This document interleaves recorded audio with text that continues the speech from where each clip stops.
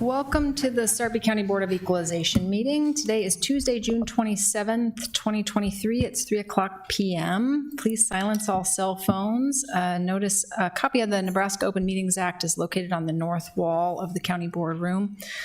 We have present today Commissioners Kelly, Klug, Warren, Mixon, and Burmeister, along with our County Administrator Dan Hoynes and our County Clerk, Deputy County Clerk Renee Landsman. We also have our Assessor Dan Pittman and our Treasurer Trace Jones. Please stand for the Pledge of Allegiance.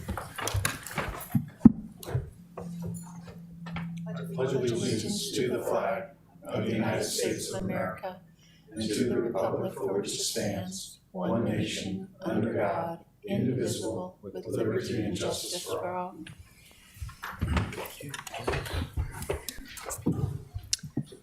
Item number 4 is the consent equalization agenda. Would anyone like to see any items removed from the consent agenda?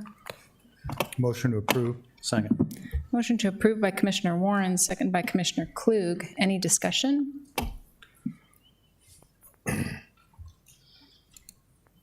Please vote.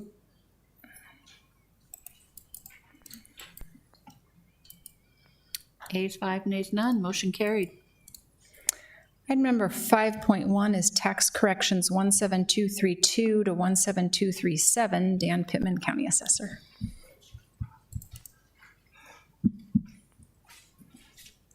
Good afternoon. Do you have any questions on any of these?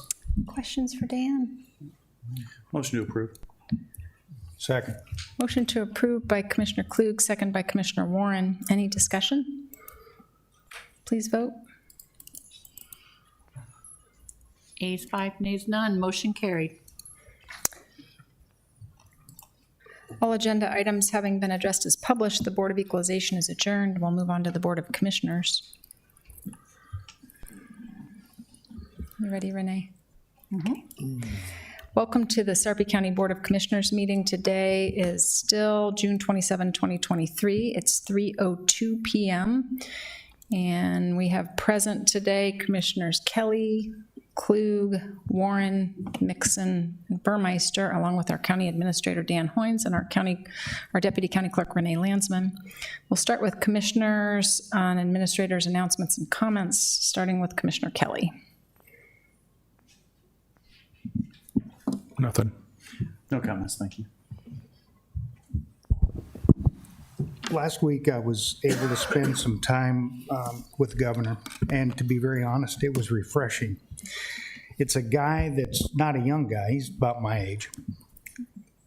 And yet he's new to the political world. He's open, he's vocal, and has some visionary ideas. It was truly refreshing. I have described county government as the most dysfunctional form of government ever invented by a unicameral. And sometimes I get angry, and some of those in this room have been a part of my events this last few days. A wise man once said, if you would take the county and turn it upside down and shake it, rats would go running everywhere.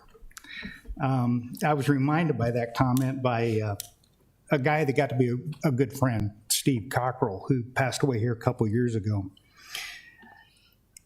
In my years in county government, I don't know that would be true. Maybe 1 or 2 rats would run. I don't think it would be a bunch of rats that would scurry away. But I think mice would go in every direction imaginable. I think the county government is filled with mice that are just constantly nibbling away at the framework. And the older I get, the angrier I get. Everybody says you get old, you lose your filter. I don't think that's the case. I think the older you get, your perspective changes, and you realize you don't have a lot of future to change the things that you want to see changed. And you tend to vent and you tend to get angry. I just want to say just a couple of comments. To the elected officials that are still in the room, there's a couple of them here, please don't get angry the way I vote on the board when it comes to the budget. I've got maybe 1 or 2 jobs as county commissioner, and one of those jobs is budget. And I may see the budget entirely different than everybody else does. I listen to what the county elected officials have to tell me, but when it comes to making decisions, I'm going to make decisions that are in a different framework. Steve used to call me quite a bit, and I know Donna get calls from him too. Mine usually came on a Tuesday when I was headed to the courthouse. I'd be on 370 right about 132nd Street, and Steve would always say, well, what's on the agenda, blah, blah, blah. He'd always finish the conversation with, never forget who you work for. And I knew exactly what he meant. I don't work for administration. I don't work for elected officials. I work for the citizens of Sarpy County. And I thank Steve for driving that into my head. And going forward, in my years, it's not a change of direction, maybe a refreshing and a renewal of my direction to keep those thoughts ever forefront in my mind. So Commissioner That's it. Mixon? You done? I'm done. Okay. You will hear more. Well, I'll add a few comments. And first of all, I know I'm a week early, but wish everybody a happy 4th of July. Be safe and also be very much respectful of your neighbors with the fireworks and everything else. There are a lot of different situations that people have gone through in their lives, and some people love fireworks and other people hate fireworks. So just be respectful of your neighbors. Have a good time with it. Enjoy the freedoms that we have, and I think I'll leave it at that. Dan? Nothing, Madam Chair. We'll move on to the consent commissioners agenda. Item number 4, would anybody like to see any items removed from the consent agenda? Motion to approve. Second. Motion to approve by Commissioner Warren, second by Commissioner Klug. Any discussion? Please vote. Ayes 5, nays none, motion carried. Item 5.1 is public hearing and resolution 2023-198, increase appropriations for 2023 fiscal year, special revenue and proprietary fund budgets. Jenny Rock, Budget Financial Reporting Manager.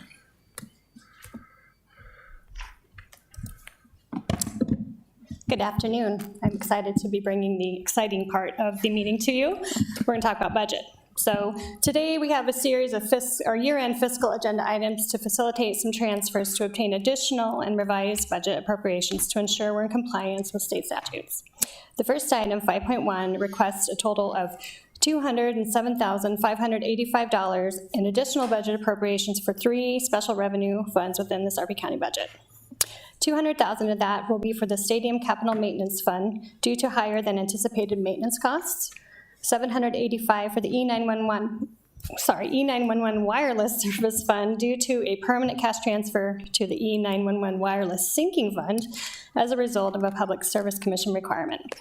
And $6,800 for the SWAT CNU, which stands for Crisis Negotiation Unit, fund due to additional funds received after the adoption of the fiscal year 2023 budget. With your approval today, our fiscal year 2023 budget will be revised to reflect these changes and filed with the Nebraska Auditor of Public Accounts. Anybody have any questions? Does anybody have any questions for Jenny before we open for the public comments? No? Okay, this is a public hearing, so any member of the public want to speak on this item? Seeing none, I'll close the public hearing. Anyone want to make a motion? I'll make that motion to approve. Second. Motion to approve by Commissioner Warren, seconded by Commissioner Klug. Any discussion? Please vote. Ayes 5, nays none, motion carried. Item 5.2 is Resolution 2023-200, authorized cash transfers for the 2023 fiscal year. Jenny Rock, Budget Financial Reporting Manager. This resolution relates to our special revenue and proprietary funds and requests approval to transfer $213,262 of cash so that all our funds have a positive balance. One of the cash transfers is from the Inheritance Tax Fund to the Stadium Capital Maintenance Fund. The remaining transfer is due to the public service requirement. I'm happy to answer any questions you have on this one. Could you repeat that again, Jenny? What'd you just say? The part about if you have any questions. About the or the whole thing? transfer, it transfers from what to where? One of the cash transfers is from the inheritance tax fund to the stadium capital maintenance fund. Okay, And then the remaining cash transfer is due to a public service requirement. So Okay. that's from the Thank you. 911 to the other one. Make a motion to approve. Second. Motion to approve by Commissioner Klug, second by Commissioner Warren. Any discussion? Please vote.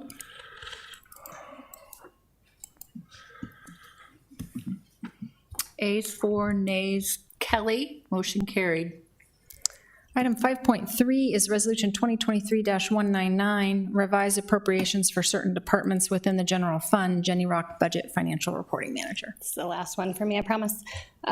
This resolution requires additional appropriations for the 2023 fiscal year budget for several departments within the general fund. Please note that the overall budget for the general fund does not increase as a result of these individual departments requiring additional budget. It's merely a realignment of the budgets.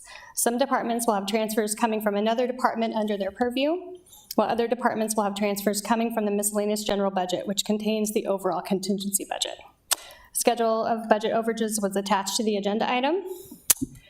As the amount to be transferred is $677,300 as compared to $336,500 last year and $995,450 in fiscal year 2021. As I mentioned previously, the transfers do not increase or decrease the general fund budget. They're just realigning the funds within the general fund. In total, the budget to actual variances of all departments within the general fund, with the exception of the miscellaneous general, payroll accrual, capital projects, cash reserves, and transfers within the general fund add up to about a surplus of $3 million. And this includes the departments that are listed that have the overages. So if anybody has any questions, I'd be happy to answer, or there may be a departmental representative here to answer a question. So just to clarify, basically, in the general fund, all departments combined came in $3 million under the budget for last year. Yeah, if you put them all together. Right. Okay. So where does that money, it's a savings, of course, we didn't spend the money. Does that just go away because we're on an annual budget cycle? It does. Okay. Yep, on a budgetary basis, so, yeah. Okay. The budget resets every year. Right. All right. Thank you. Motion to approve. Second. Motion to approve by Commissioner Warren, second by Commissioner Klug. Any discussion? Well, I just have a comment. I'd like to thank the departments and elected officials who stayed underneath their budget, which allowed us to transfer money to those that exceeded theirs through no fault of their own in most cases because of unexpected expenses. I think we spend a lot of time up here browbeating folks and, being frugal.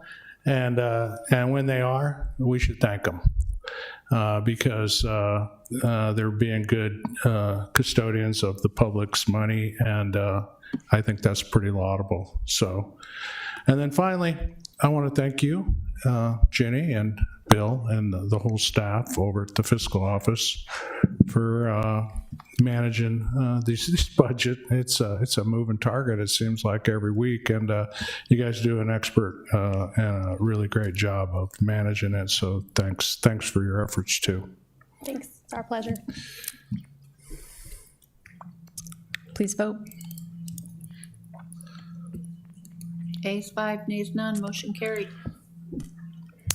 Item 5.4 is Resolution 2023-208, Motorola Geo-Redundant Virtual Prime Site Proposal to redundant prime site equipment at a geodiverse location to ensure system survivability for the public safety radio system in the amount of $808,947. Bill Muldoon, Emergency Communications afternoon. Director.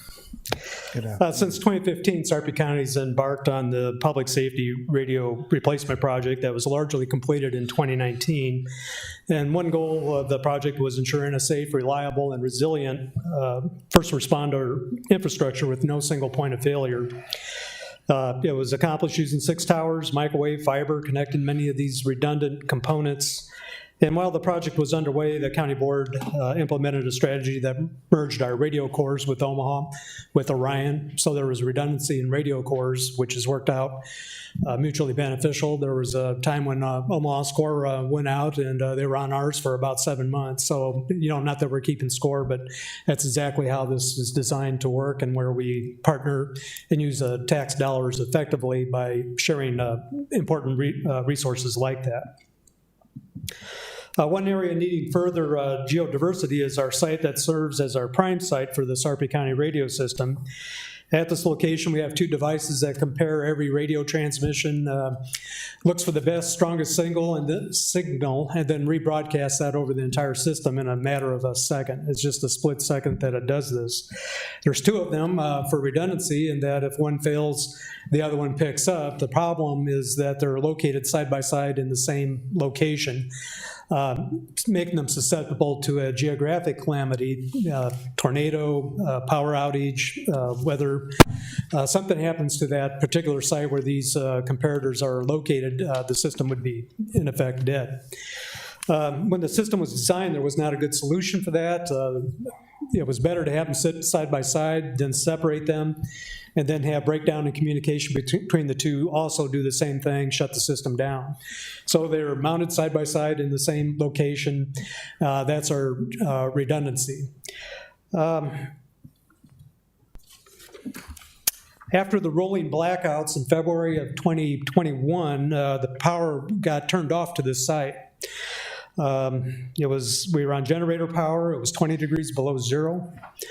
And we started to investigate how we could minimize this risk, because at that point we were just a generator gel freeze up from having the system go down. And we were looking at it. There was a committee on generators that was formed.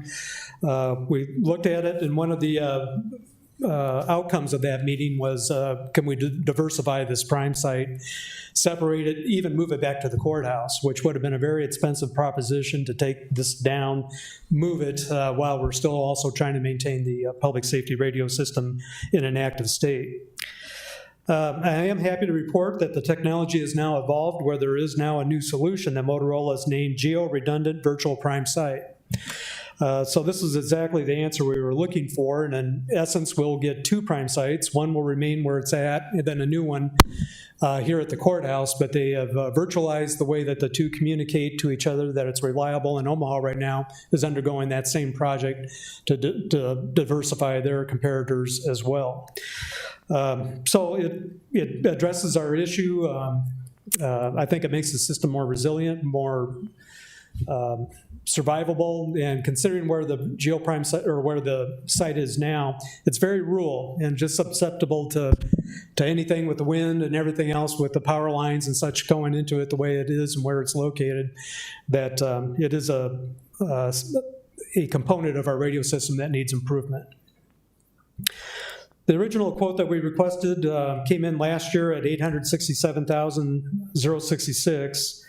Our communications technologist, Jim Tracy, worked with Motorola. They went over this proposal in refining detail. And additionally, recently, Motorola added an additional substantial discount to the project, bringing it down to $808,947 if we committed to it this month. It's also a great program for ARPA funding. It's a one-time improvement to the Public Safety Communications radio project. So it would be nice too, while ARPA dollars are available, to leverage those to pay for that.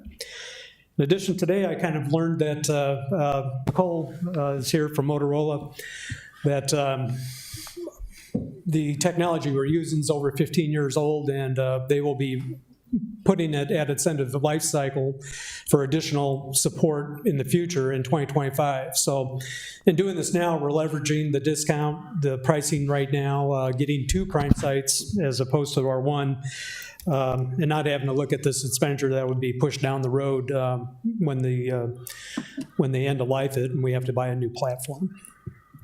I'm happy to answer any of your questions, and again, we have Nicole Kingston from Motorola here as well if you have any questions. Bill, just a general question. So we have redundancy within the county, but we also have a redundant with Douglas County, correct? Yes, we do. Okay. With the radio core, and then we can merge on each other's towers and such, but we kind of maintain our own system here with our separate towers.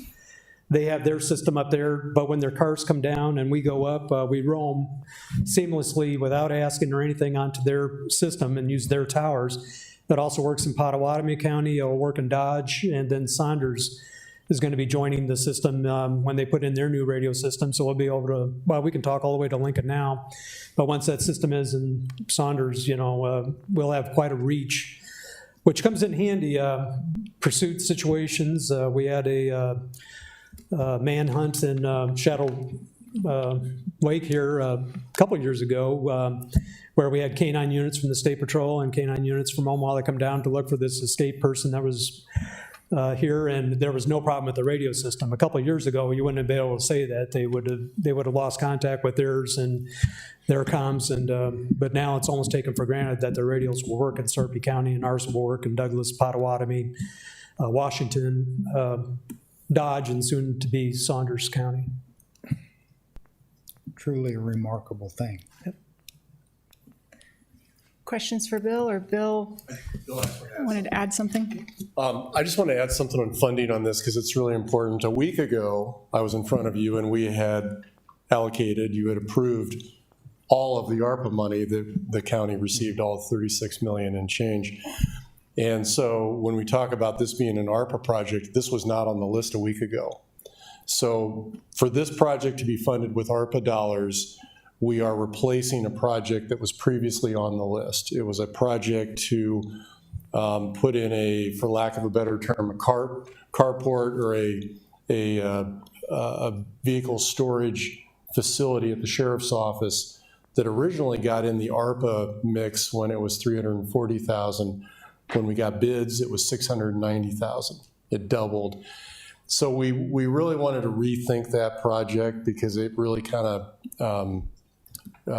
came in way in over budget. This project coming in with a discount, we think is a really, really good fit. So I just want for full disclosure to say we're pulling that project out, putting this project in, and we're finding some other sources of money to make up the difference. So.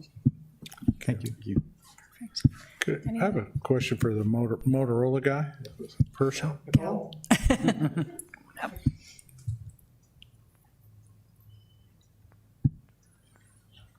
Hello. Hello, how are you? I'm fine. So you don't need to be nervous. This is not a hard question. No, I've used Motorola, and I know Commissioner Warren has too.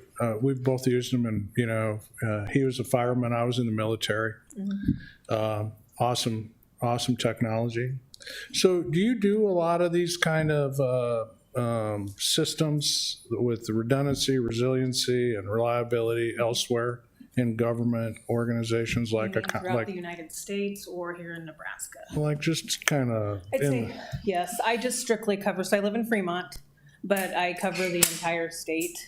Buffalo County was actually Motorola's first virtual prime, geo-redundant virtual prime. Neil Miller over there and his crew did that. And Douglas County and now Sarpy would be the next one in my specific area that I cover. So in comparison, would you say that our system is state of the art for today's technology? You have a very robust system and a lot of heavy users of the system. Okay.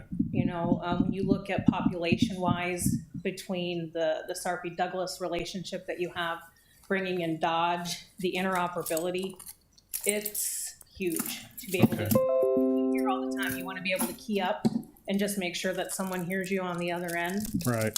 And if that doesn't happen, you're out of luck. That radio is their lifeline out in the field. So You guys have, like I said, a very robust system here. I appreciate that. Thank you. And we at Motorola appreciate the continued partnership that we have with the county. I know we've worked on the correctional facility, and that's been going well. And we said we were gonna do have the DAS done. I told him it was gonna be by my birthday, but that part is actually done early. So that's an early birthday celebration. Yeah, well, I mean, it goes without saying, county board is, some people ask what I do, and it's hard to explain, but I know one of the most important things we do is ensure public safety. And this is just one piece of it, but it's a really critical piece because we can't fail here. Because if we fail, then people get harmed or even worse. So appreciate your partnership on this a lot, Bill. Appreciate your leadership as always. I mean, you're not hitting doubles, man. You're hitting stand-up triples and home runs. So we appreciate it. So thank you very And I'll much. say again that Bill and his team and the attorney's office too, they've been fantastic to work Yeah. with. And you mentioned one of your employees' names that did the technology. Who was that? Tracy. Is he here or? No. Yeah, he's watching it probably, he's down. Well, if you could please just send me a little synopsis of exactly the impact he had by email, so I can send him a thank you note. I'd appreciate it. One last comment. Thank you very much for being here. Oh, yes. I've been around county government a long time and city government. I thought Motorola employees were the unicorns of the world. They always heard about them, but I've never actually seen or met one. Yeah. So, it's good to I see can't wait. you. I'll tell my niece that I'm magical. So. No, it's really important. I guess I feel to be out in the public with everyone. We do an important job partnering with agencies and counties and everyone to make sure that we help them be the best in the moments that matter. Thank you very much. Thank you. Thank you. Perfect. Really appreciate the collaborative effort on looking forward on the financial impact as well. So appreciate that from everybody. Anybody want to make a motion? Motion to approve. Second. Motion to approve by Commissioner Warren, second by Commissioner Klug. Any discussion? Please vote. Ayes 5, nays none, motion carried. Thank you. Thank you. Thank you. Item 5.6 is we're on 5.5. Resolution 2023-216, Federal Signal Safety and Security Systems quote for 6 outdoor sirens and components for the Emergency Management Department in the amount of $271,292. Jesse Arrett, Emergency Management Director. Good afternoon, Commissioners. We hope to install these 6 sirens concurrently with the larger improvement project, hopefully kicking off this fall, and hope to have it completed by next spring severe weather season.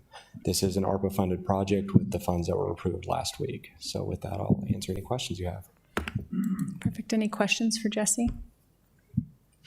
And these are covering some areas that were a little less covered by existing sirens, Yes, right? there is a map there in the packet. It's 3 along the southern border and 3 along the western border of the county following the rivers. And there is no coverage out that way right now, so. Perfect. Motion to approve. Second. Motion to approve by Commissioner Mixon, second by Commissioner Klug. Any discussion? Well, just another, public thank you, Jesse, for leading us through this. This goes back to the comment I just made previously about public safety. I mean, this is a huge enhancement. This adds another layer and depth of early warning for our citizens that could be most vulnerable at these campsites along the river, and at not only campsites, but communities, Meadow Oaks and Villa Springs and Hawaiian Village, et cetera, et cetera, et cetera. Yep, So really appreciate your leadership on this and making it happen. Thank you. thank you. Please vote.